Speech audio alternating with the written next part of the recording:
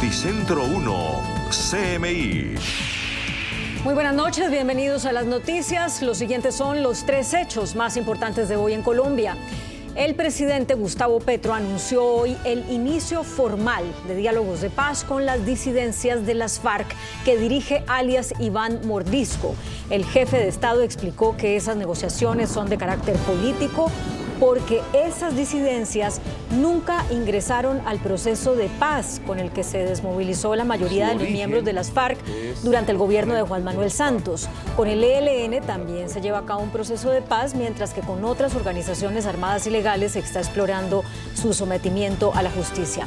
Vamos a hablar más de este tema en nuestra emisión nacional a las 9 de la noche. 300.000 pesos estarían pagando los grupos armados por atentar contra la población civil y la fuerza pública en el Bajo Cauca antioqueño. Esto lo denunció el gobernador de Antioquia, Aníbal Gaviria. El paro minero en esta subregión cumple 12 días y la situación es tensa. Esta tarde fue convocado un plantón en Plaza de la Libertad por el gobernador Aníbal Gaviria para rechazar la violencia en esa zona. La alcaldía de Tarazá, su casa de justicia y un peaje fueron blanco de un atentado en las últimas horas. Ampliación de esa noticia en nuestra emisión nacional a las 9 de la noche. El IDEAM dijo que la temporada de lluvias que se intensificó se mantendrá en gran parte del país hasta finales de junio. Las zonas más afectadas con la temporada invernal serán los departamentos de Antioquia, Cundinamarca, el Piedemonte Llanero y el Amazonas. Bogotá será una de las capitales con mayor concentración de lluvias. De hecho, en el sur de la capital del país ya hay reportes de afectaciones por inundaciones en las vías. Ampliaremos esta noticia en nuestra emisión nacional a las 9 de la noche. Las siguientes son las noticias más importantes del mundo hoy. Tormenta financiera en Estados Unidos. El presidente Biden hace un llamado a la calma tras la quiebra del banco de Silicon Valley y otra entidad. El sistema bancario de Estados Unidos es seguro, asegura Biden, y garantiza que los usuarios no perderán sus ahorros tras la segunda mayor quiebra bancaria de la historia del país. Las bolsas de Estados Unidos y Europa caen tras el sacudón bancario de Silicon Valley.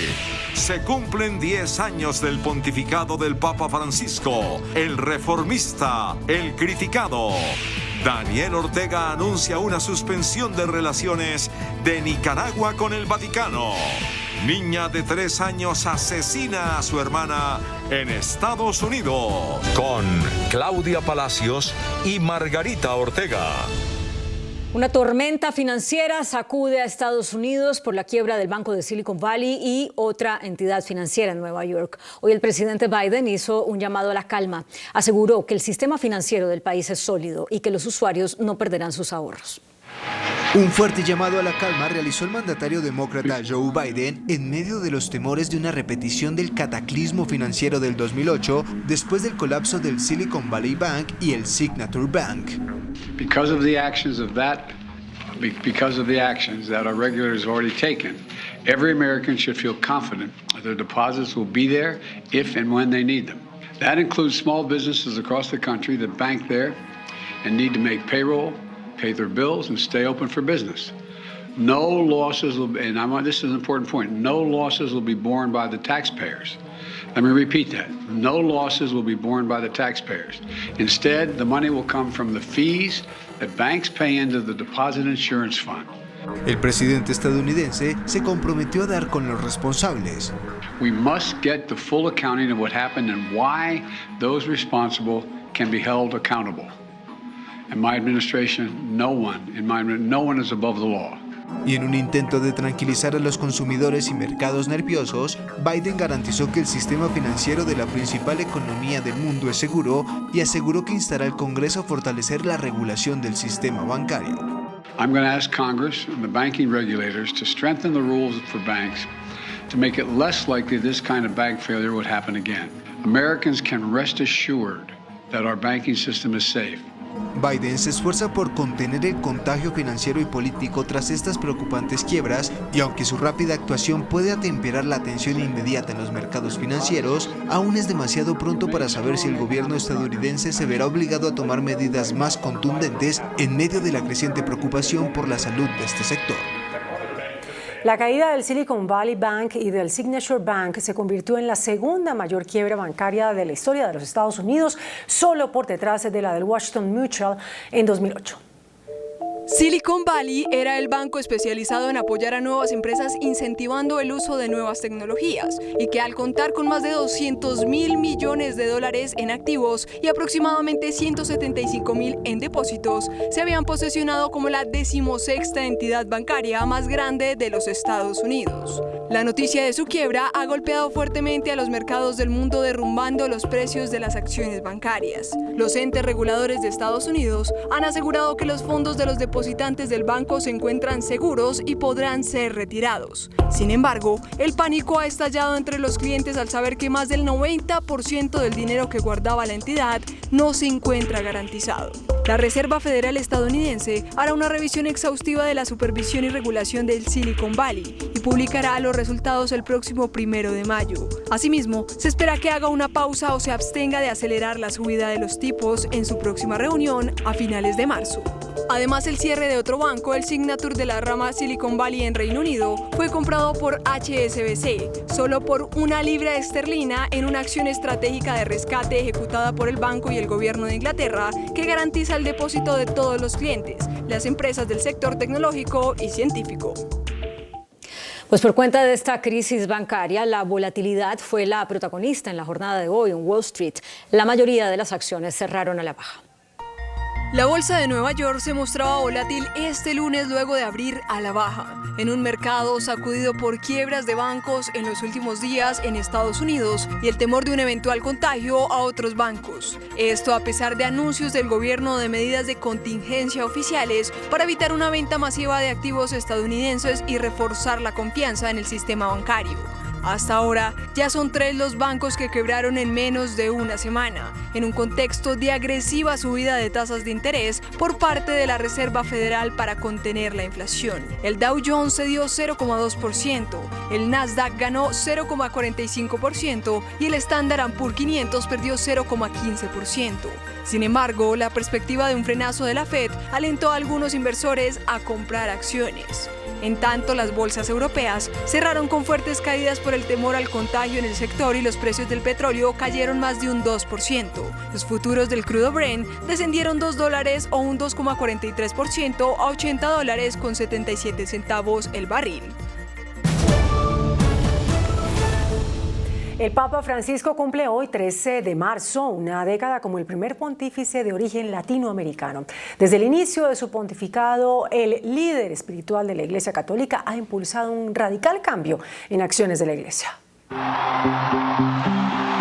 El Papa Francisco Jorge Mario Bergoglio cumple 10 años como líder de la Iglesia Católica, haciendo historia como el primer pontífice de origen latinoamericano.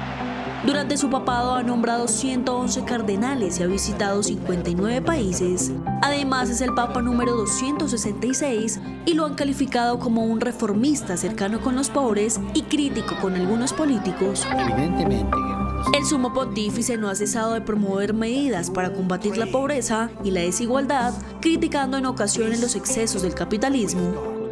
Ha sido una voz de apoyo para los miles de refugiados y migrantes, promoviendo y defendiendo sus derechos y pidiendo a los gobiernos que les proporcionen protección y asistencia. Se ha desplazado a los países más pobres del mundo o lugares de alto riesgo, como Irak o Sudán del Sur, lo que ha cambiado la Iglesia. Además, ha impulsado la lucha contra los abusos sexuales y ha transformado el modo de gestionar estos delitos en la Iglesia.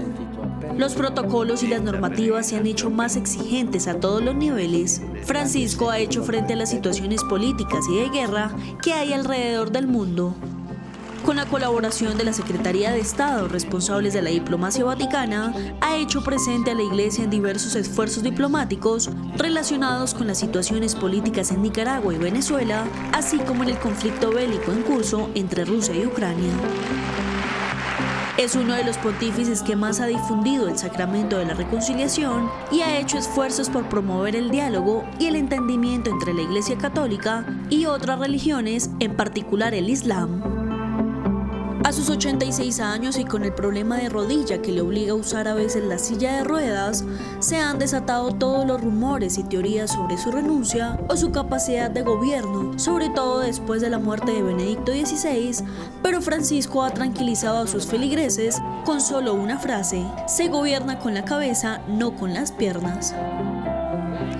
Las críticas declaraciones del Papa Francisco sobre el gobierno de Daniel Ortega y de Rosario Murillo, al que calificó como una dictadura hitleriana y grosera, provocaron una fuerte respuesta del gobierno sandinista. El presidente Ortega ordenó la ruptura de las relaciones entre Nicaragua y el Vaticano, lo que supone también el cierre de las respectivas embajadas. Este distanciamiento con la Santa Sede profundiza el aislamiento internacional de la pareja presidencial, que ha liderado una cruenta campaña de persecución contra la Iglesia Católica nicaragüense. La Corte Penal Internacional anunció que abrirá 2 procesos contra funcionarios rusos por crímenes de guerra en Ucrania. De acuerdo a lo confirmado este lunes por las agencias de noticias AP y Reuters, la Corte Penal Internacional tiene previsto solicitar la detención de funcionarios rusos por deportar a la fuerza a niños de Ucrania y atacar infraestructuras civiles en lo que serían los primeros casos de crímenes de guerra internacionales derivados de la invasión de las tropas de Vladimir Putin al país vecino. Las órdenes de detención podrían incluir el delito de genocidio y se esperaría que lleguen a corto plazo si la petición del fiscal general Karim Khan es aprobada por un juez de instrucción del tribunal con sede en La Haya. Moscú rechazaría con toda seguridad cualquier orden de detención contra alguno de sus funcionarios, pero un proceso internacional por crímenes de guerra podría agravar el aislamiento diplomático del Kremlin y dificultar los viajes al extranjero de los acusados. El ejército de Ucrania libra encarnizados combates contra las fuerzas invasoras de Rusia y las tropas del grupo de mercenarios Wagner para evitar la caída de Bakhmut, ciudad donde se libra la batalla más sangrienta de la guerra, que en los últimos días habría dejado más de 1.100 soldados abatidos. Localizada en el este de Ucrania, la devastada ciudad de Bakhmut ha sido escenario del más violento y prolongado enfrentamiento desde que Rusia lanzó su injustificada invasión a Ucrania hace más de un año. De hecho, según informa Kiev, su ejército libra encarnizados combates contra las fuerzas invasoras y las tropas del grupo de mercenarios Wagner por el control del centro de Bakhmut, donde atacan desde varias direcciones para avanzar, aunque los soldados defensores están infligiendo pérdidas significativas al enemigo. Según el presidente Volodymyr Zelensky, en la batalla por Bakhmut, las fuerzas ucranianas han eliminado solo esta semana a más de 1.100 soldados rusos y han causado heridas graves a otros 1.500 militares, sumado a la destrucción de decenas de depósitos de municiones y unidades de equipo en los últimos 7 días. Y aunque Kiev califica la situación en el entorno de la urbe como desafiante, la inteligencia británica considera que la línea de frente cambió en la batalla por la región e incluso considera que las fuerzas ucranianas preparan una contraofensiva inminente en medio del intenso asedio ruso, advirtiendo que su resistencia es necesaria para comprar tiempo antes de su arremetida. Incluso advierten que será sumamente difícil que el Kremlin tenga mayores avances en el devastado poblado. Una niña de 3 años mató a su hermana de 4 con una pistola semiautomática en Texas, Estados Unidos.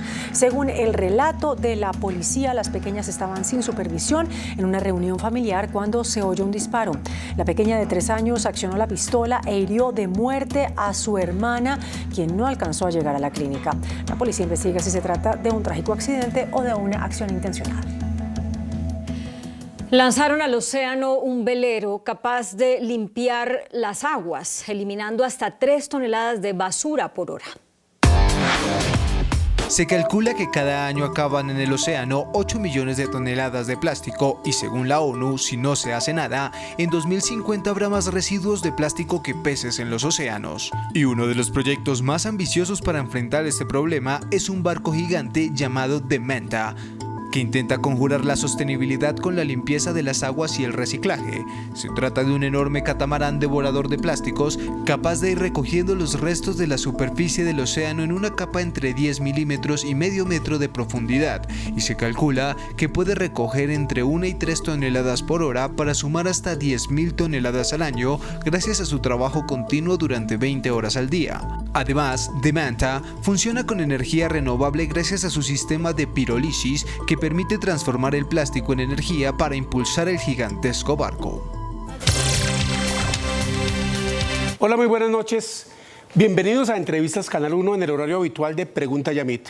Nuestro invitado de hoy es el señor ministro de Transporte. Señor ministro, acaba usted de llegar de Rosas, Cauca, con el presidente de la República, donde inauguraron una variante, la variante de Chontaduro, que comunica de nuevo el sur del país con el centro de Colombia, debido a ese derrumbe de grandes magnitudes que ocurrió el 9 de enero. ¿Cómo les fue, ministro? Buenas noches. Bueno, un viaje y un resultado absolutamente maravilloso. Logramos en menos de 45 días conectar una vía que estaba absolutamente destrozada por el derrumbe que se produjo en la falla geológica del municipio de Rosas, y logramos habilitar una vía de 32 kilómetros que era antes una trocha entre la depresión, la sierra y el municipio de Rosas, que permitió de todas maneras que por allí fluyeran mulas, tractomulas y transporte de pasajeros. Esa fue una vía muy importante y lo va a hacer para toda la población porque va a quedar totalmente pavimentada. Por ahora hemos ampliado curvas, hemos pavimentado algunos trayectos, pero el compromiso del gobierno del cambio es dejar pavimentados los 16 kilómetros que le faltaba a esa vía. Y hoy, cumpliendo el compromiso que nuestro Ministerio del Invías tenía con el presidente, con el país, hemos puesto en funcionamiento esa variante de 2.2 kilómetros. Por ahora es una variante provisional y empezando junio se entregará la definitiva, que ya tendrá un puente de cerca de 120 metros y tendrá un trazado con menos pendientes para no afectar a las tractomulas. Porque hoy precisamente, ministro, las tractomulas tienen que hacer mucho esfuerzo porque es con curva y muy pendiente esa variante provisional que usted dice de 2.200 metros de longitud. Sí, pero nosotros logramos hacer con el constructor que las pendientes no superaran los 14.6 grados y eso permite que suban tractomulas de no más de 30 toneladas. Las de más de 30 toneladas pueden seguir tomando la variante que hace en la depresión la Sierra Rosas. Que es la de 32 kilómetros. Pero cumplimos al país, el presidente le cumplió la promesa de que rápidamente conectaría el sur del país con el centro y eso es lo que se ha logrado el día de hoy. Ya habíamos el fin de semana permitido que transitara tractomulas, habíamos revisado la situación de la vía y bueno, creo que lograr en 45 días hacer esto en una zona muy complicada como es esta, un poco más abajo del derrumbe, pues yo diría que es un hito en materia de infraestructuras y un gobierno que le cumple al país. Y hacer la vía, esa variante, en pleno invierno, ministro, porque tuvieron ustedes contingencias en relación con las fuertes lluvias que caían sobre la zona. Así es, esta es una zona muy complicada por las lluvias, por la geografía que tiene. De esos 45 días que nos tomó hacer esta obra con más de 45 equipos de maquinaria amarilla, llovió unas 2 semanas continuas en los que no se podía trabajar y más que cuando se hacen obras de estas se necesita que haya buen clima para que funcione todo el proceso, no solo lo que fue el ensamblaje y la adecuación del puente, sino la vía como tal. En las imágenes que veíamos ahora, señor ministro, donde está el presidente Gustavo Petro dando paso con una paleta y usted lo acompaña en un puente, se ve la devastación de toda la zona, los derrumbes fueron grandísimos. Esa proporción de tierra afectada y de fanegadas o cómo se llama, toneladas de lodo que cayó, ¿de cuánto fue? Bueno, la cantidad no sé, pero fue impresionante. El solo ver desde arriba, poco en el aire, cómo quedó esa zona de la montaña, es terrible, pero lo peor es que esa montaña, por la situación en que está, pues es inestable y es muy probable que siga la situación. Debo aprovechar para decir que el presidente advirtió, como ya lo decíamos ahora, que esta vía que hoy pusimos en servicio es provisional, mientras en junio entregamos la definitiva que durará hasta que entreguemos la vía doble calzada que hará Timbío-Estanquillo, que es la promesa del presidente de la República en esa gran obra de infraestructura que cumplirá una promesa al país al sur del territorio nacional, que es la vía Pasto-Popayán en doble calzada, algo que, como dice el presidente, sí, fue inexplicable que el país se preocupara por construir grandes vías en la zona norte del país, en el centro, en Antioquia, en Cundinamarca, en el valle, pero de ahí del valle para abajo Se olvidó Putumayo, se olvidó el Cauca, se olvidó Nariño, y aquí lo que se ha hecho es tomar una decisión de Estado, y esa va a ser quizá la obra de infraestructura más importante de este gobierno al conectar el centro del país con el Ecuador. Esos dos puntos de Timbío y el Estanquillo, ¿qué longitud tienen y cuándo saldrá a licitación esa obra? Vamos a utilizar, como el presidente lo ha pedido, las normas de emergencia que nos permiten trabajar más rápidamente, nos permiten reducir términos en licenciamiento ambiental, en la compra de predios. Ya la Agencia Nacional de Infraestructura tiene listo los diseños. Yo creo que la semana entrante le presentamos al presidente cuál es ese diseño, que en parte toma una vía que va entre Timbío, El Tambo, hasta llegar al punto donde conectaríamos con la Panamericana, un poco más abajo de la zona de la depresión, y eso, pues, lugar llamado El Estanquillo, nos va a permitir tener una vía doble calzada a la que se conectará ya la siguiente fase de la obra, esperando que en este gobierno, este año quede adjudicada y que el año entrante comience la obra y esperemos unos 67 kilómetros queden entregados al terminar el gobierno del presidente Gustavo Petro. ¿Y esa obra de cuántos billones estamos hablando? La obra total, Pasto-Popayán, puede estar entre los 14 y los 15 billones de pesos.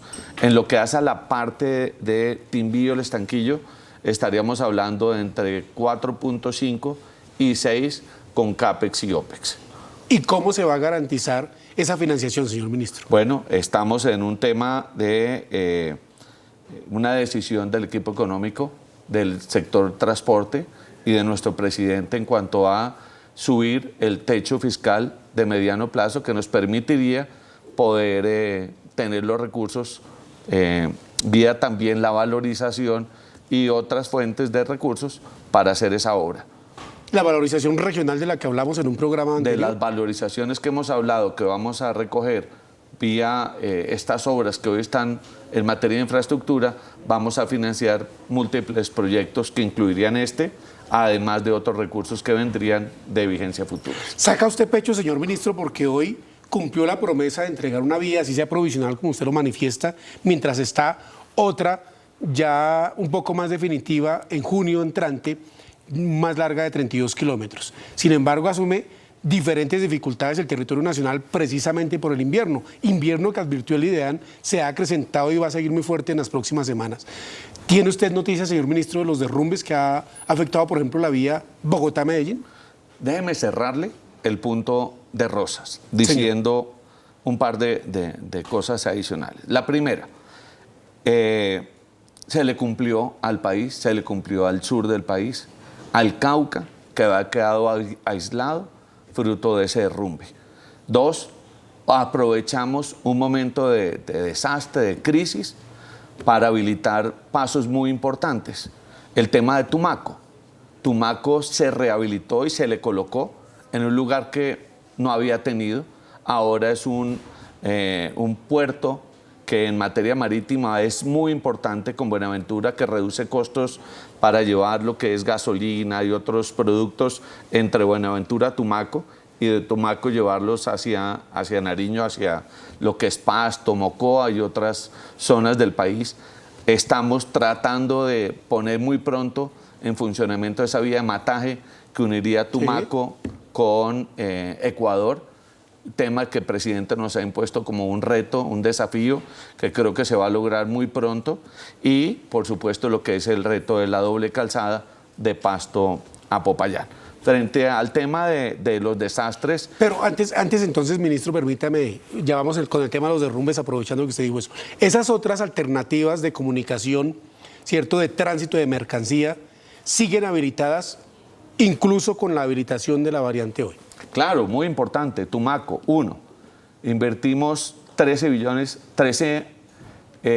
mil billones de pesos adicionales, perdón, la cifra, 13.000 para dragado, para seguir trabajando en que tengamos buques de mayor calado, llevando mercancías y sacándolas desde el puerto de Tumaco. 2. Estamos invirtiendo una suma cercana a esta también, de 13.000, para reparar los puentes de acceso al puerto y la vía de salida de Tumaco. Entonces, ese punto es muy importante. Tumaco va a quedar fortalecido como puerto por decisión gubernamental. Estamos habilitando la vía de paso que sirvió durante esta tragedia para sacar los camiones o los dobletroques que llevan la carga desde Pasto hacia el Huila, pasando por el punto de frontera de San Miguel. Hoy ya ese punto está en proceso de habilitación, son 1.7 kilómetros que vamos a dejar habilitados o construidos, rehabilitados San Miguel, completamente. Que es Putumayo. Así es.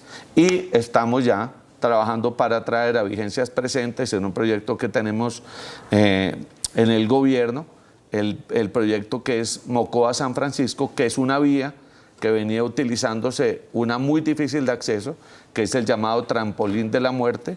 Para nosotros se llamará el trampolín de la biodiversidad, que permitirá cumplir un sueño de conectar a Putumayo con Nariño y de allí al puerto de Tumaco. Entonces, todas estas soluciones van a ser ya realidad porque las habilitamos con ocasión de la tragedia y la tragedia generó oportunidades. El señor ministro de Transporte, Guillermo Reyes, en entrevistas Canal 1, nos estará hablando sobre la situación de derrumbes que afecta a varios departamentos en todo el territorio nacional.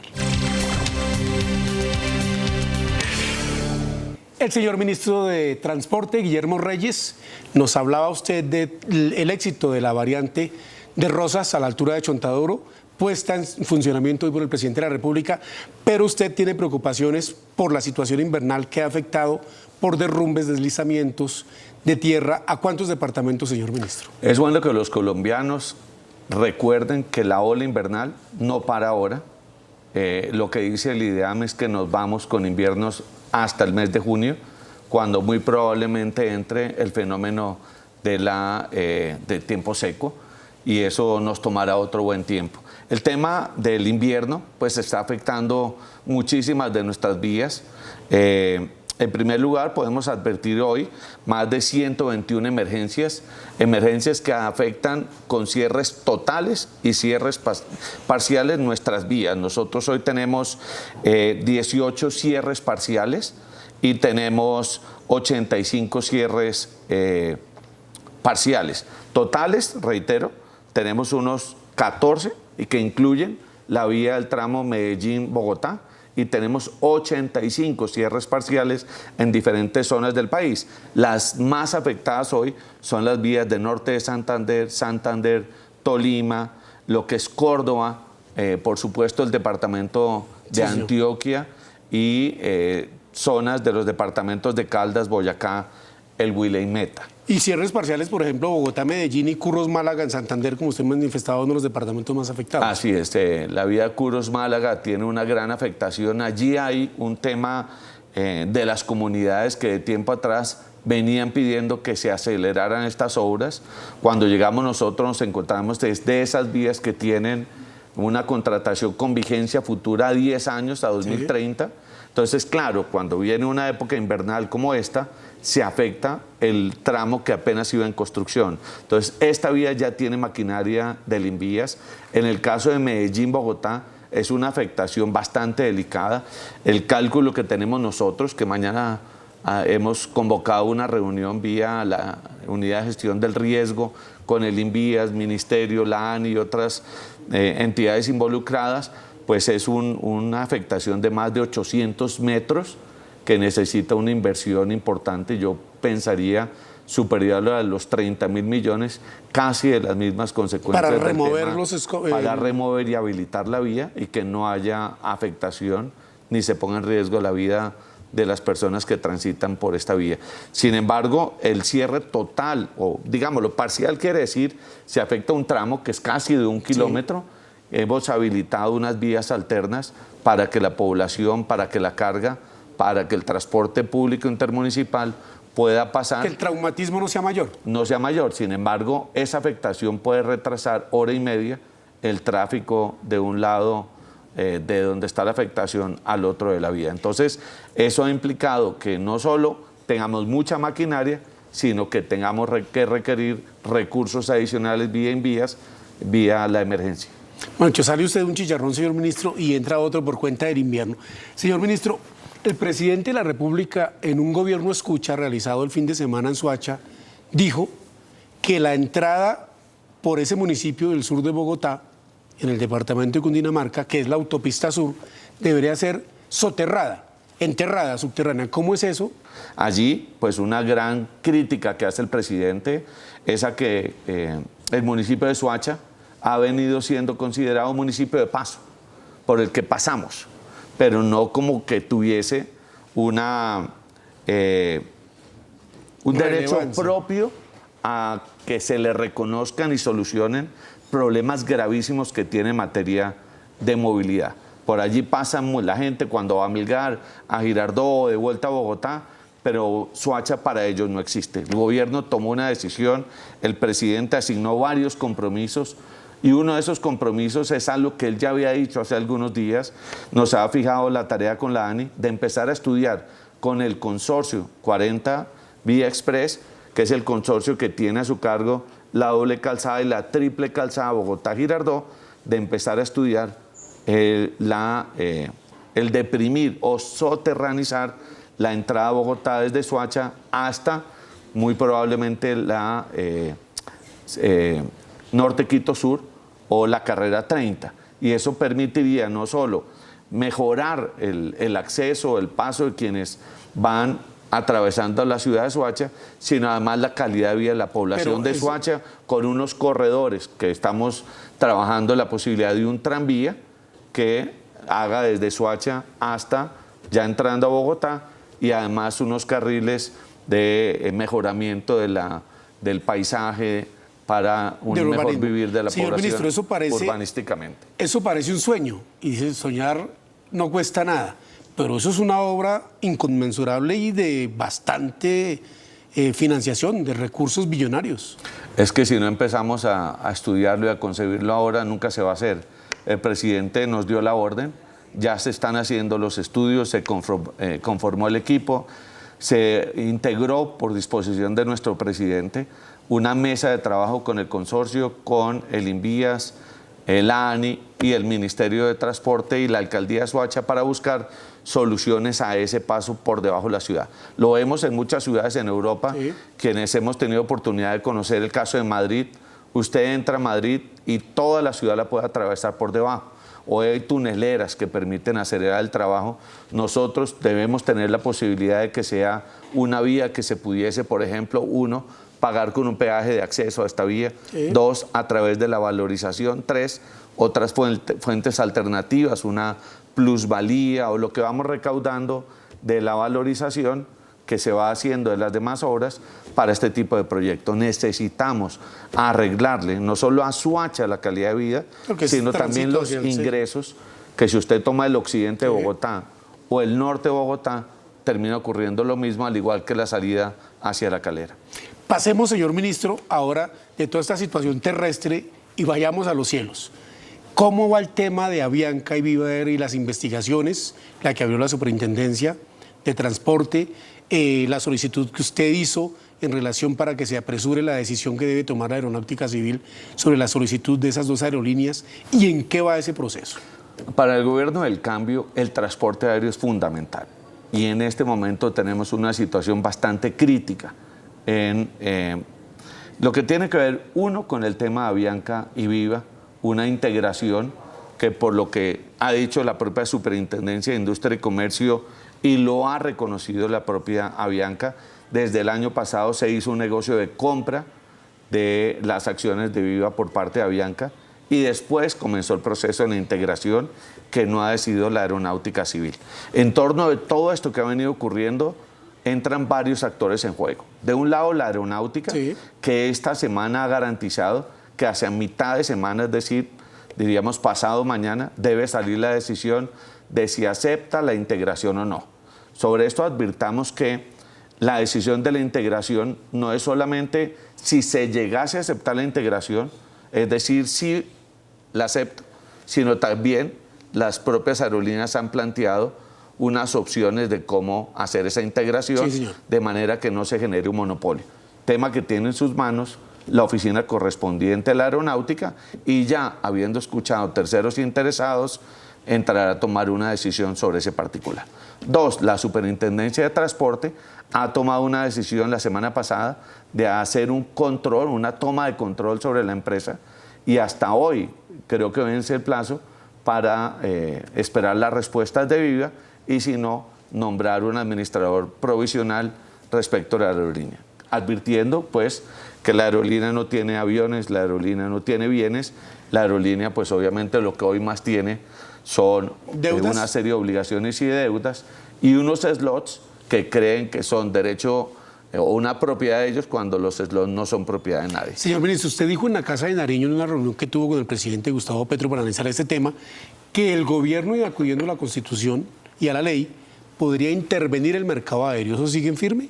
Nosotros ya lo que hemos hecho es que hemos tomado la decisión, uno, de solicitarle a la aeronáutica y a través de la Superintendencia de Transporte que todas las aerolíneas nos entreguen estados financieros al día, porque la situación que ocurrió con Viva, pues obviamente nos llama la atención que pueda estar ocurriendo con otras aerolíneas. Esto ha llevado a que hoy la Superintendencia de Transporte adelantara una serie de averiguaciones con aerolíneas como Wingo, la propia Avianca, la propia LATAM y Ultra, entre otras aerolíneas.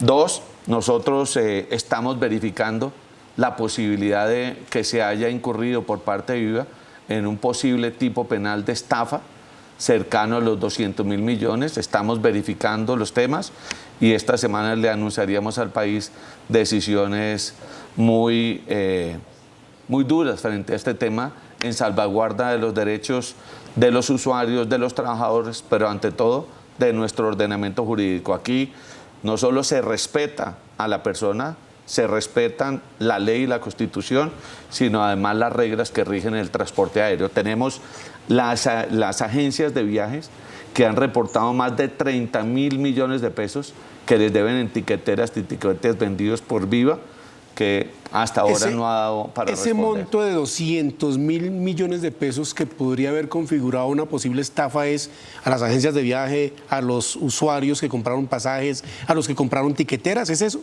Es eso, así es. Entonces estamos verificando la situación con todos la información que tenemos, los correos, las pruebas que hay, y estaremos informando al país sobre este particular que va a pasar.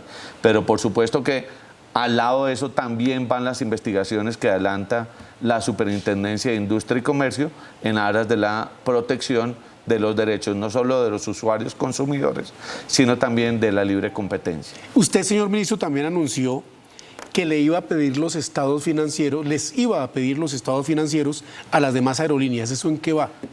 Salió un oficio de parte mía al director de la aeronáutica y esa solicitud se le cursó la semana pasada a finales a las aerolíneas para entrar a determinar cuál es su situación de activos, pasivos y las deudas que se tienen, porque aquí se juega mucho con tiquetes que se compran a futuro para pagar la operación actual y con una operación a bajo costo el riesgo para el usuario y es bastante alto. Si yo fuese usuario de un pasajero y voy a comprar, por ejemplo, un pasaje para Cartagena en noviembre, ¿hoy podría tener seguridad al comprarlo con otra aerolínea? Nosotros estamos trabajando en la posibilidad de establecer una póliza, un seguro, que al comprar el tiquete el pasajero decida pagar una suma adicional pequeña que le garantice que si algo ocurre, le va a ser reembolsado inmediatamente su dinero a través de una compañía de seguros. Eso lo estamos trabajando con Fasecolda.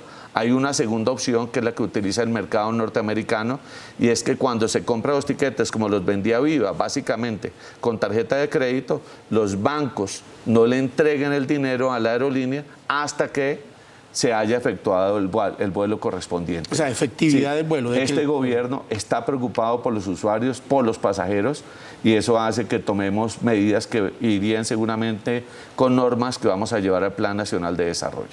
El ministro de Transporte, Guillermo Reyes, en entrevistas Canal 1, con las noticias de que esta semana será tomada la decisión El miércoles estima él sobre si se acepta o no se acepta la fusión de Avianca y Viva Air. Señor ministro, muchas gracias por aceptar esta entrevista. Buenas noches. Muchas gracias. Un día muy hermoso, un día muy importante para el país. Hoy creamos hitos en el transporte y es que sí se pueden hacer las cosas rápidamente cuando todos trabajamos por una misma causa. Ese es el lema del Gobierno del Cambio. A ustedes, señores televidentes, los invitamos a continuar aquí en Noticentro 1 CMI. Gracias por estar en Entrevistas Canal 1. Buenas noches. Noticentro 1 CMI. Gobierno denunciará penalmente a Viva Air por estafa. Reclamo será por 200.000 millones de pesos. Presidente anuncia inicio de segundo proceso de paz, esta vez con disidencias de Iván Mordisco. Masivo rechazo a violencia en Bajo Cauca antioqueño en medio de paro minero. 4.000 empleos en riesgo por paro minero en Antioquia. Diálogos con el Clan del Golfo a evaluación. Están violando cese del fuego, denuncia el presidente Petro.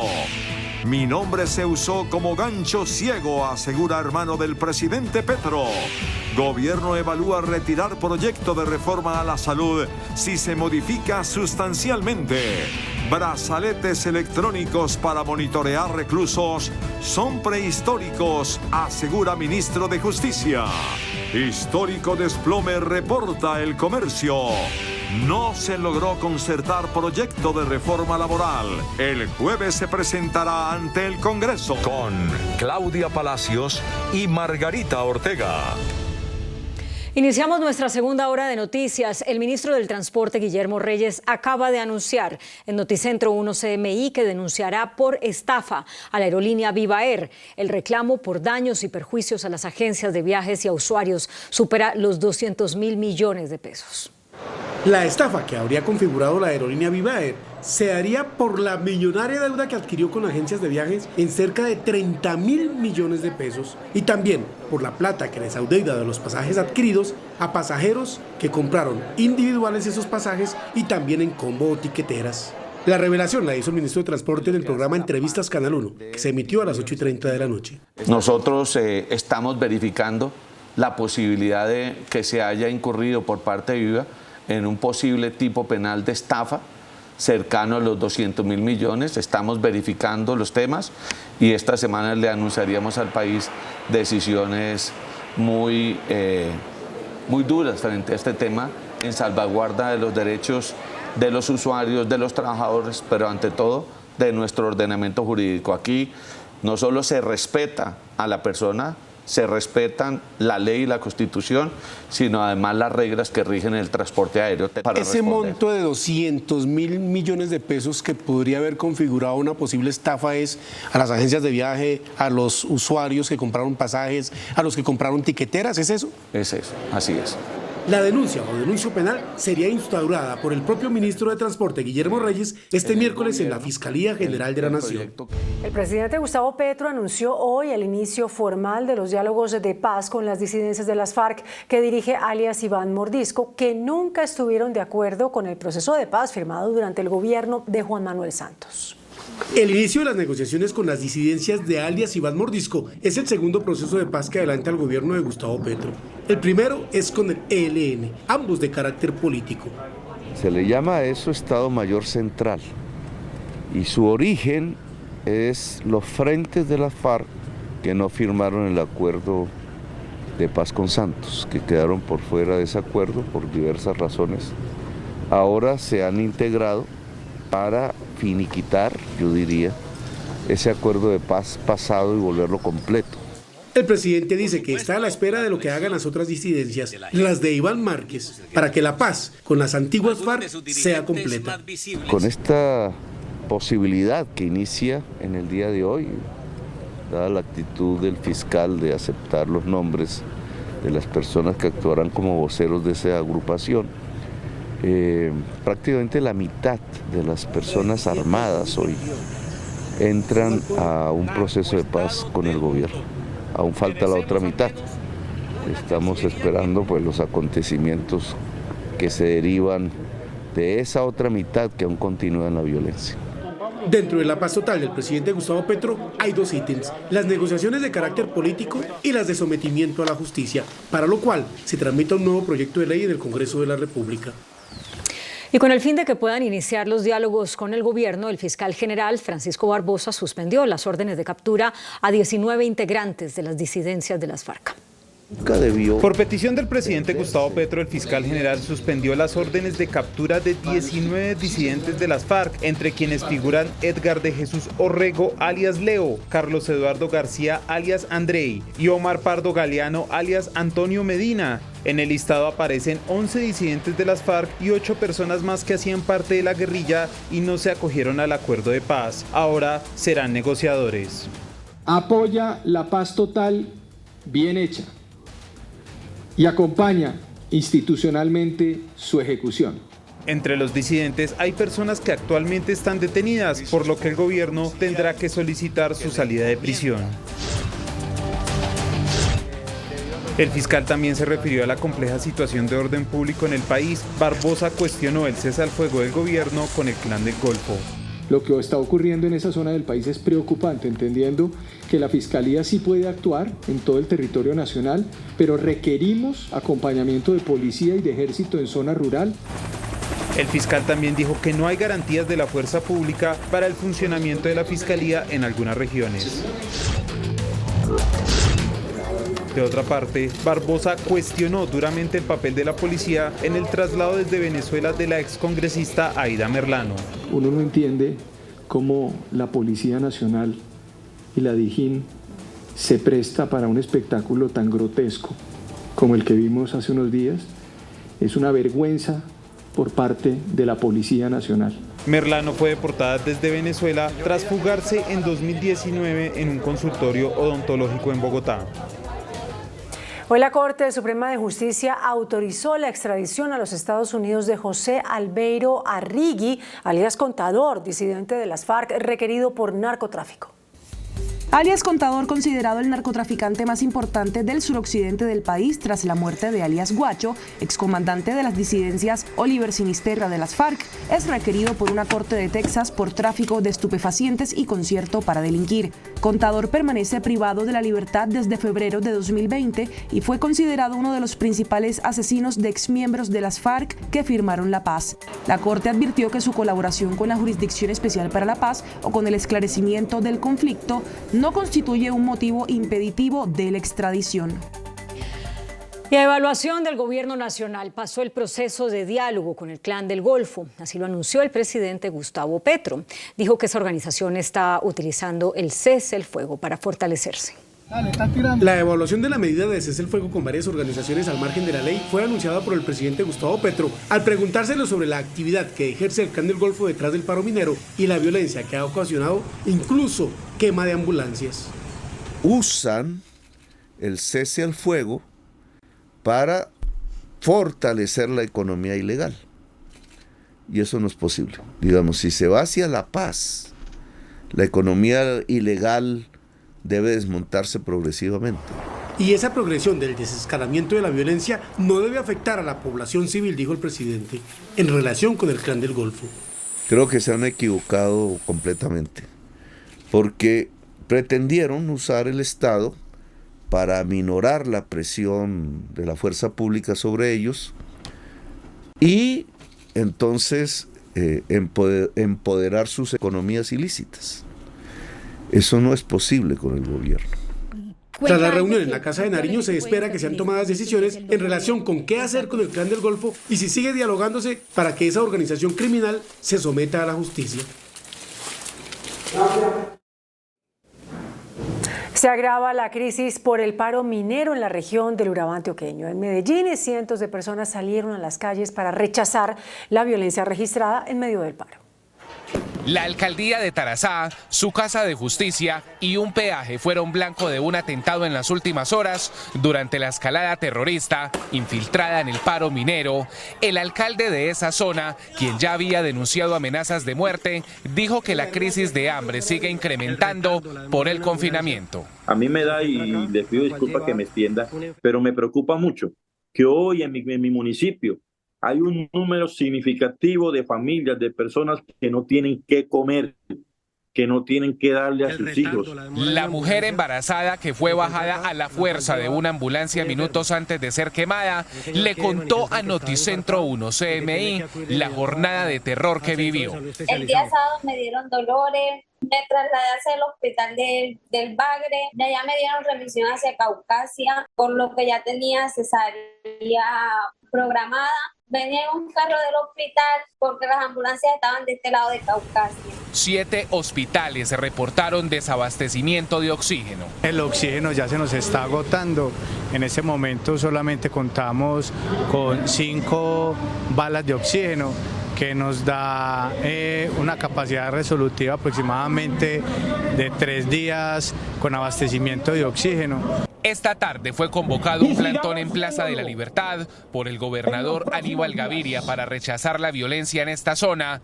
El mandatario denunció que los grupos armados estarían pagando por ataques contra la población civil y la fuerza pública. La información que yo he tenido es que hay pagos de 80, 100 mil, 300 mil pesos para personas que hagan tareas como la quema de vehículos, como el atentado contra estaciones de policías, como la participación en las manifestaciones. Por ahora, solo Tarazá y Cáceres reportan restricción en la movilidad.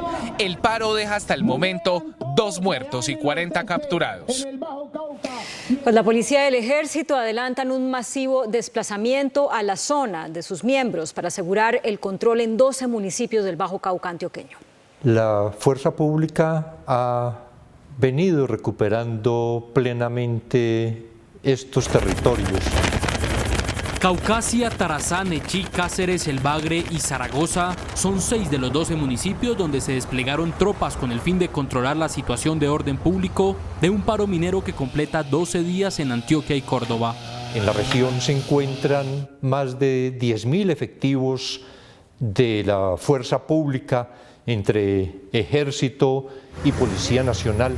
Camiones son escoltados por la fuerza pública. Se afirma desde el Ministerio de Defensa que todas las vías ya están habilitadas. Una gran cantidad de camiones custodiados por el Ejército y por la Policía Nacional para llegar hasta Montería. El gobierno responsabiliza al Clan del Golfo sobre la perjudicación a las comunidades. Detrás de estas acciones se encuentra sin duda el Clan del Golfo. También se informó sobre la destrucción de 4 grandes dragas ilegales en el sector de San Isidro, en el departamento de Chocó. Por su parte, el presidente de la Federación Nacional de Productores de Carbón, Carlos Cante, advirtió que el paro minero pone en riesgo más de 4.000 empleos.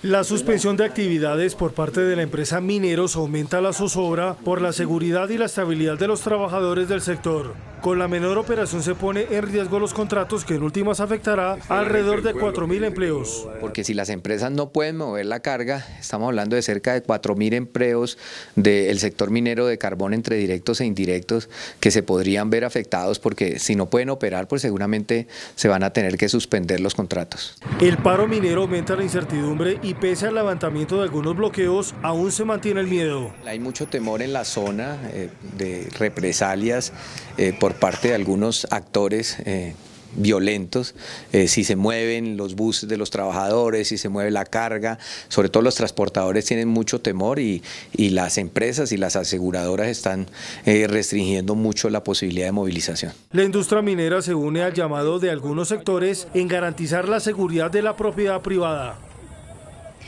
La educación de más de 100.000 estudiantes en Antioquia también está afectada por el paro minero. En 17 municipios de Antioquia y Córdoba, 105.337 estudiantes no han podido asistir a sus clases por las afectaciones del paro minero. Y el llamado, por supuesto, es a que en los bloqueos y en las vías no incluyan a personas menores de 18 años y que no sancionen ni amenacen ni amedranten a los docentes que quieran y estén tratando de prestar el servicio educativo. Además, no solamente es el acceso al derecho a la educación, sino también situaciones como la imposibilidad de garantizar la alimentación escolar. Son 823 sedes las que han quedado vacías por las complicaciones que han tenido estudiantes y docentes para trasladarse. Por su parte, la ministra de Ambiente, Susana Muhammad, denunció que las mafias están detrás de los bloqueos en el Bajo Cauca antioqueño. La ministra de Ambiente cuestionó qué tipo de intereses y qué actores están detrás de los desmanes en el Bajo Cauca. Han sido claros los de la mesa del paro que no están asociados a los bloqueos, que se deslindan y no se asocian a la violencia. Lo que estamos viendo claramente es una confrontación en este momento del Estado con mafias que hay en el territorio que están buscando precisamente bloquear y ocupar el territorio. La ministra insiste en el diálogo. El gobierno ha hecho lo correcto, que es invitar a la mesa de discusión a los líderes mineros del territorio. Nos interesa buscar el distrito productivo minero, nos interesa darle una salida de fondo. La ministra Muhammad ratificó la decisión del gobierno de crear el distrito productivo minero. Hubo un triple homicidio en Puerto Gaitán, municipio del Meta. 3 hombres que viajaban en un bus de servicio interdepartamental y que provenían de Puerto Carreño, Bichada, fueron asesinados. Personas encapuchadas que se movilizaban en motos los obligaron a descender del vehículo y luego los ejecutaron con armas cortas. Juan Fernando Petro, hermano del presidente Gustavo Petro, le pidió a la Fiscalía que lo exonere de la investigación por presuntos actos de corrupción en las cárceles y aseguró que su nombre se usó como un gancho ciego para ofrecer beneficios a varios presos. El hermano del presidente Gustavo Petro asistió a la Fiscalía para solicitar el archivo de la investigación en la que terminó salpicado por un presunto cartel de abogados que estarían pidiendo dinero en las cárceles para incluir a narcos en listas de gestores de paz. Las investigaciones tienen que ser enfocadas, tienen que seguir su ruta normal, pero para que me exoneren de toda culpa.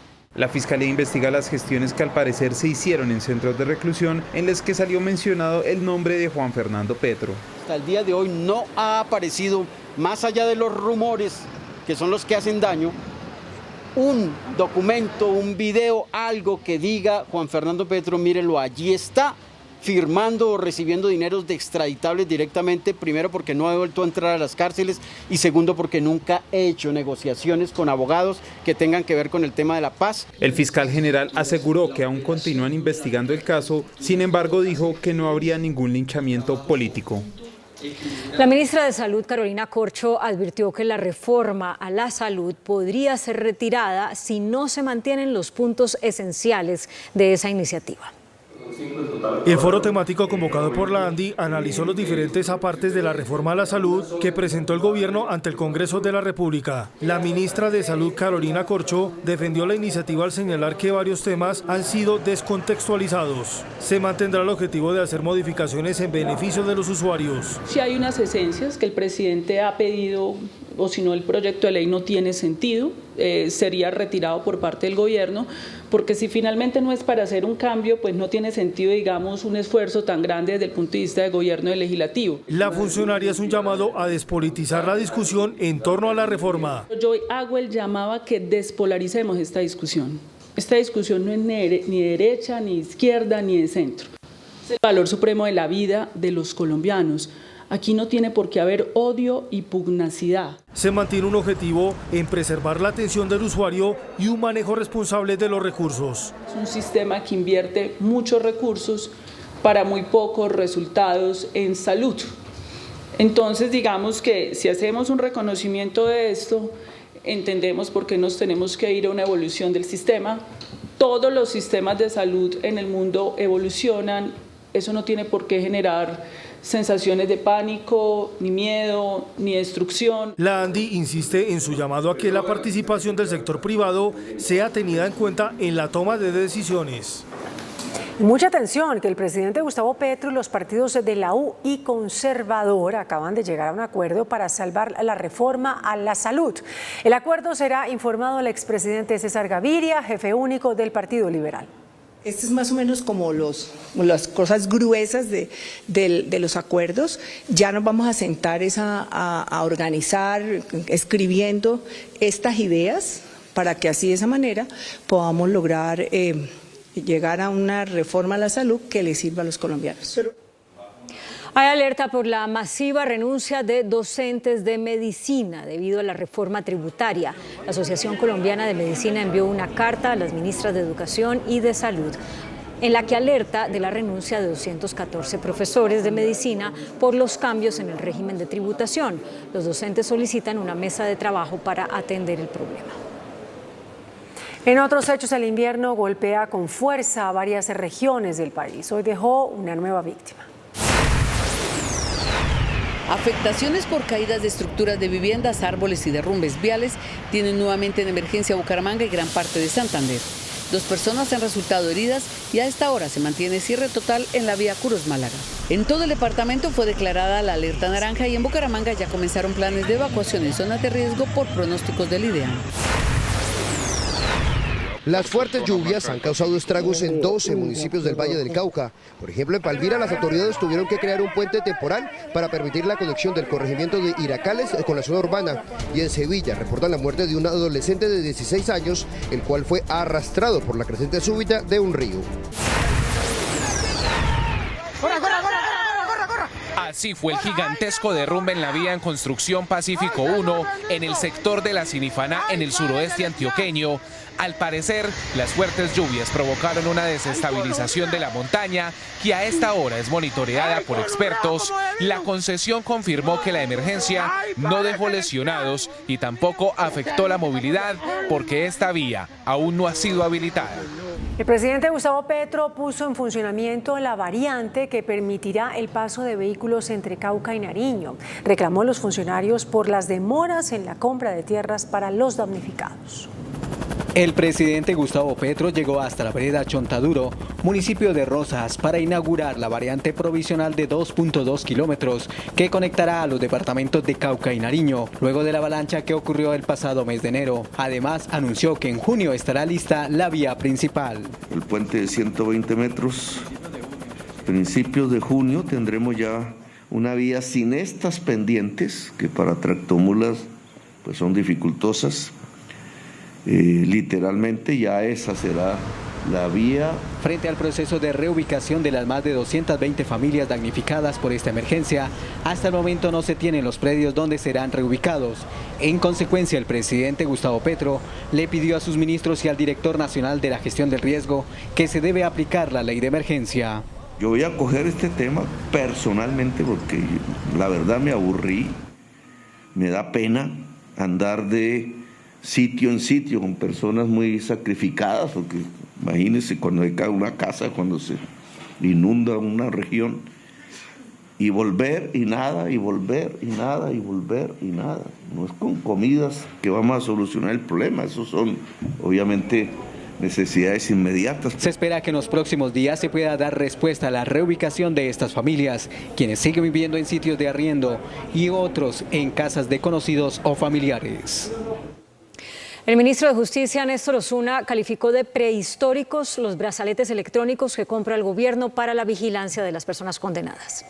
La política actual no establece ninguna forma de resocialización, ninguna política dirigida a las personas que están privadas de libertad en su casa.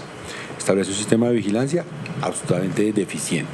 Para entender la afirmación del ministro, situémonos en el universo penitenciario. Hay aproximadamente 100.000 presos en cárceles, 75.000 presos en sus casas y 25.000 en estaciones de policías y URIs. De los que están en casa, solo 5.000 son vigilados con brazaletes electrónicos. Resulta que los brazaletes son una tecnología casi que prehistórica ya. Y esos 5.000 brazaletes con los que solo se vigila al 6.7% de quienes tienen domiciliaria le cuestan al Estado 80.000 millones de pesos anuales. Es una tecnología que ya se quedó un tanto desueta. O sea, funcionan para esos 5.000 personas.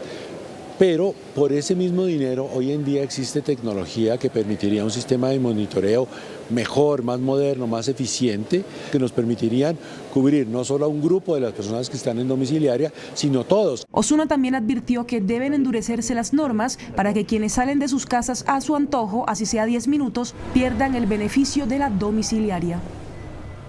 Las muertes y los atentados contra excombatientes de las FARC van en aumento. Un informe del Instituto de Estudios para el Desarrollo y la Paz da cuenta de 350 firmantes asesinados. Cada día son más los asesinatos contra firmantes del acuerdo de paz. Entre noviembre de 2016 al 31 de diciembre de 2022, Indepaz registró 350 asesinatos. De estos, 337 son hombres y 13 son mujeres. Ya van 350 personas firmantes de acuerdo asesinados, 21 desaparecidos, más de 50 amenazas y tentativas de homicidio. Entonces las cifras son graves. En total hay 24 departamentos afectados. El departamento del Cauca encabeza este listado, le sigue Antioquia, Nariño, norte de Santander, Putumayo, Caquetá, que son las zonas donde están haciendo presencia los grupos armados y donde hay conflictividades territoriales. Según el informe de Indepaz, el 95% de los firmantes están cumpliendo con el proceso de paz.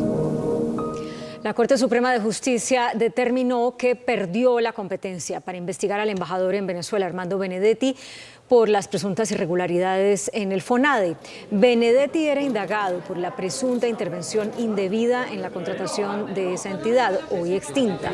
La Corte estableció que debido al fuero que lo protege, será la Fiscalía la entidad que tendrá que continuar con el proceso contra el ex senador. La ex senadora Aida Merlano afronta una nueva indagación preliminar por presunta compra de votos. Fue citada a versión libre ante la Corte Suprema de Justicia. La Sala de Instrucción de la Corte Suprema de Justicia citó a la ex senadora Aida Merlano en el marco de una indagación preliminar que cursa en su contra por el delito de corrupción al sufragante. Aunque Merlano ya tiene 2 condenas por delitos ocurridos con ocasión de la campaña legislativa de 2018, la indagación se abrió por una queja que afirma otro capítulo de dichos comicios. Se afirma que el hoy representante Emeterio Montes de Castro recibió de la senadora Merlano Rebolledo la suma de 5.000 millones de pesos que a su vez la prenombrada habría obtenido del empresario Julio Gerlain con el fin de destinar esos recursos para la compra de votos en el departamento de Bolívar. Intentamos obtener la versión de Emeterio Montes, quien hace parte del Partido Conservador, pero no fue posible. El exministro de Justicia y candidato a la alcaldía de Cali, Wilson Ruiz, denunció amenazas contra su vida. Este es el mensaje intimidatorio que llegó al número personal del exministro de Justicia Wilson Ruiz y en el que le advierten que su vida corre peligro de no abandonar el país en 48 horas. Nos llegó vía WhatsApp de un número que ya lo tiene la Fiscalía General de la Nación y lo tiene también el comandante de la Policía Metropolitana de Cali, general Gualdrón, en el cual me dan 48 horas para que salga del país y mandan un mensaje muy fuerte. De modo que estamos tomando todas las medidas de precaución frente a esta amenaza de muerte. Ruiz desconoce de qué sector provienen esos mensajes y no descarta que sea relacionado por su función cuando estuvo al frente del ministerio o por su precandidatura a la alcaldía de la capital del Valle. Las autoridades hallaron 2 personas muertas dentro de un semisumergible que transportaba droga y que fue interceptado en aguas del Pacífico. La nave de origen artesanal transportaba 2,5 toneladas de clorhidrato de cocaína. Una tercera persona que se encontraba al interior del semisumergible fue trasladada al hospital por su delicado estado de salud, mientras que un cuarto individuo fue capturado. Continúa la polémica en Bogotá por el proyecto de la alcaldía para hacer un corredor verde por la carrera séptima. El exalcalde de la capital, Enrique Peñalosa, junto a Pro Bogotá y voceros del gremio hotelero se pronunciaron sobre el tema. El costo estimado del proyecto del corredor verde de la carrera séptima es de 2,5 billones de pesos. ¿Qué quiere la gente? Más espacio para caminar, mejor espacio para caminar, buen espacio para las bicicletas, transporte público sostenible con buses eléctricos. Las estaciones no son inmensamente grandes, incluso las desplazamos, de manera que no utilicemos tanto espacio. El exalcalde de Bogotá, Enrique Peñalosa, dio su punto de vista. Transmilenio séptima se necesita. Adicionalmente, hay por lo menos unas 100.000 viviendas adicionales que se van a hacer alrededor de la séptima en los próximos 10, 15, 20 años, lo que hace que sea todavía más necesario. Además va a permitir reducir el tiempo de movilidad de esas familias que viven en el extremo más al norte de la séptima, en el Codito y otros barrios, con sus destinos. Reducirán sus viajes en promedio de 90 minutos a 45 minutos al día. El gremio hotelero no está de acuerdo con el corredor verde. Este proyecto, como está planteado, es un tiro al pie para la ciudad. Evitar el tráfico vehicular del norte hacia el sur, de la 92 hacia el sur, es imposible para nuestra industria. ¿Cómo los camiones de carga van a poder llegar a nuestros predios para dejar la mercancía, los alimentos? Expertos en movilidad explican la magnitud del inminente cambio. En el lado negativo está el tráfico en el sentido norte-sur, que básicamente el tráfico mixto, que es el 8% de los viajes en el sector de Chapinero al sur de la calle 92, es el 8% de los viajes. Esos viajes van a tener que o cambiar de modo o cambiar de ruta. El proyecto está listo para ser licitado. Estados Unidos se sacude por la crisis financiera provocada por la quiebra de los bancos de Silicon Valley y Signature. El Papa Francisco celebra 10 años de su pontificado y la Corte Penal Internacional abrirá procesos contra funcionarios rusos por crímenes de guerra en Ucrania. Las noticias del mundo en Noticentro 1 CMI. Una tormenta financiera sacude a Estados Unidos tras la quiebra del banco de Silicon Valley y otra entidad financiera en Nueva York. Hoy el presidente Biden se vio obligado a hacer un llamado a la calma y aseguró que el sistema financiero del país es sólido y que los usuarios no perderán sus ahorros. La caída de Silicon Valley Bank y del Signature Bank se convirtió en la segunda mayor quiebra bancaria de la historia de Estados Unidos, solo por detrás de la del Washington Mutual en 2008, y provocó una sacudida en los mercados del mundo. El Papa Francisco conmemora hoy el 10º aniversario de su pontificado con una serie de entrevistas y un podcast en el que fustiga a los estados totalitarios, en particular a la Nicaragua de Daniel Ortega. El jesuita argentino Jorge Mario Bergoglio se convirtió el 13 de marzo de 2013 en el pontífice número 266 de la Iglesia Católica y el primero de Latinoamérica. Líder de una iglesia en crisis, el Papa Francisco apostó por la transparencia económica y la tolerancia cero ante los abusos sexuales. La Corte Penal Internacional abrirá 2 causas contra funcionarios rusos por crímenes de guerra en Ucrania, mientras el ejército ucraniano libra encarnizados combates contra las fuerzas invasoras de Rusia y las tropas del grupo mercenario Wagner para evitar la caída de la ciudad de Bakhmut, donde se libra la batalla más sangrienta desde la guerra. En los últimos días han muerto más de 1.100 soldados rusos. 10 años del Papa Francisco son motivo de orgullo y alegría para la Iglesia latinoamericana, aseguró a Noticentro 1 CMI el presidente de la Conferencia Episcopal Colombiana, Monseñor Luis José Rueda.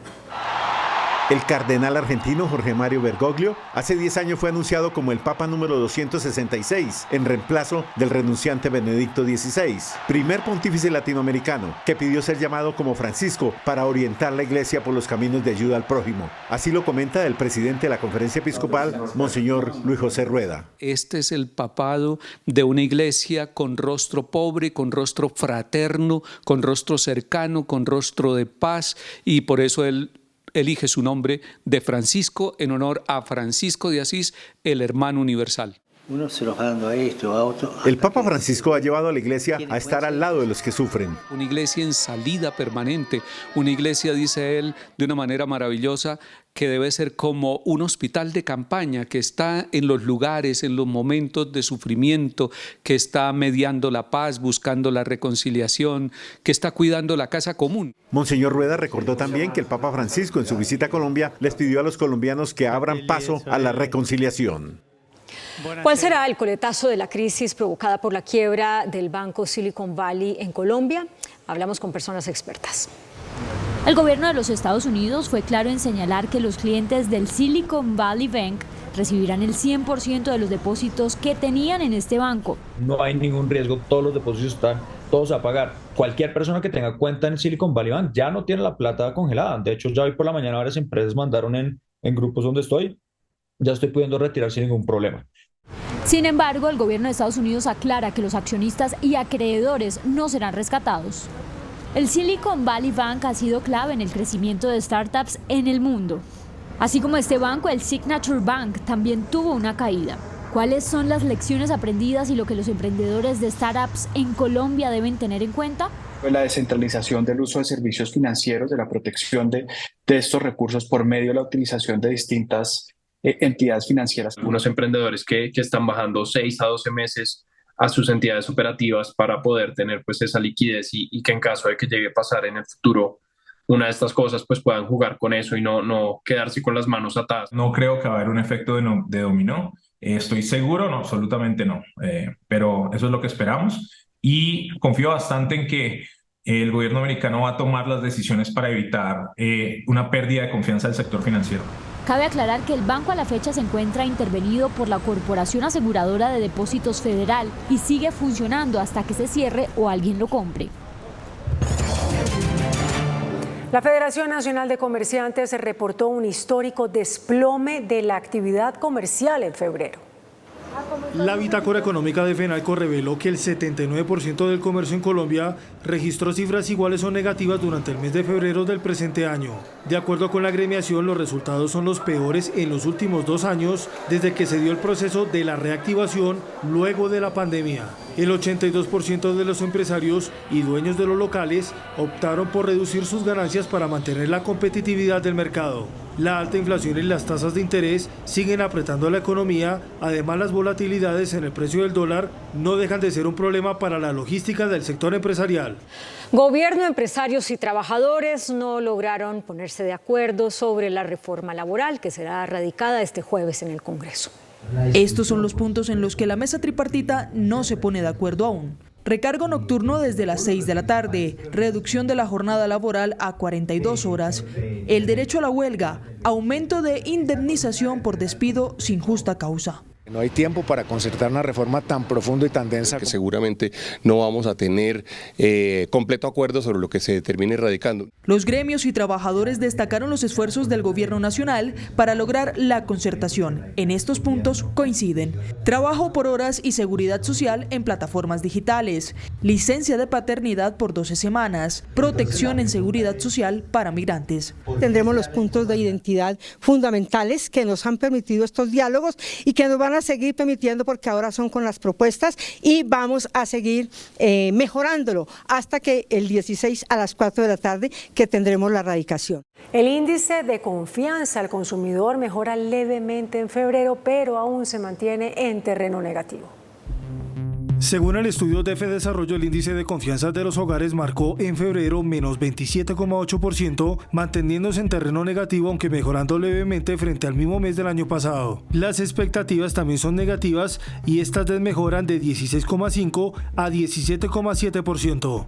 La gente no está comprando con sus tarjetas de crédito porque obviamente estamos hablando de intereses muy altos que afectan obviamente la percepción que tienen las personas y que definitivamente hace que demore mis compras. La disposición de compra no mejoró mucho por la caída de vehículos. Sin embargo, en vivienda se observa una recuperación que para expertos se da por el interés de compra de proyectos inmobiliarios en Estados Unidos. Se prevé que este año va a seguir incrementando esa cifra. La devaluación de la moneda, la inflación del mercado ha hecho que la gente busque en otros mercados una solución o una inversión sólida para ellos. Nosotros como MP venimos ofreciendo una inversión sólida y de corto plazo. Se espera mejor panorama en segundo semestre del año. El ministro del Interior, Alfonso Prada, pidió a los colombianos que no sean tibios ni temerosos en la solución al problema agrario del país, que en su concepto es la causa del conflicto interno. Ante magistrados de las altas cortes, académicos, congresistas y estudiantes de la Universidad Libre, el ministro del Interior, Alfonso Prada, defendió hoy la creación de la jurisdicción agraria mediante una reforma constitucional que entra el próximo viernes a su segunda vuelta. La jurisdicción está diseñada para resolver todos los problemas de la propiedad y el uso de la tierra. Pero en Colombia no creo que sea momento para ser tibios. Yo demandaría mucho en este momento ser contundentes en la respuesta al problema. Yo me atrevo a decir al mayor problema que ha generado el conflicto armado en Colombia, que es el problema de la tierra. Lo siente uno en todo el territorio nacional en estos diálogos, y ustedes lo saben, lo estudian. No deberíamos ser tímidos frente a ello. El ministro dijo, sin embargo, que las cortes judiciales y todos los sectores que tengan una opinión distinta a la creación de la jurisdicción agraria serán escuchados en las audiencias en el Congreso. El índice de capitalización de la bolsa, que mide el comportamiento de las 20 principales acciones, cerró a la baja. El índice selectivo MSCI Colcap de la Bolsa de Valores de Colombia bajó 2,80% a 1.154 puntos. La acción preferencial del Grupo Aval fue la que más subió, con una valorización de 3,60% a 579 pesos. La acción de Bancolombia fue la que más bajó, con una pérdida de 6,55% a 34.110 pesos. La acción más negociada de la jornada fue la de Preferencial Bancolombia, al movilizar más de 19.000 millones de pesos, con una variación negativa de 5,94% a 28.490 pesos.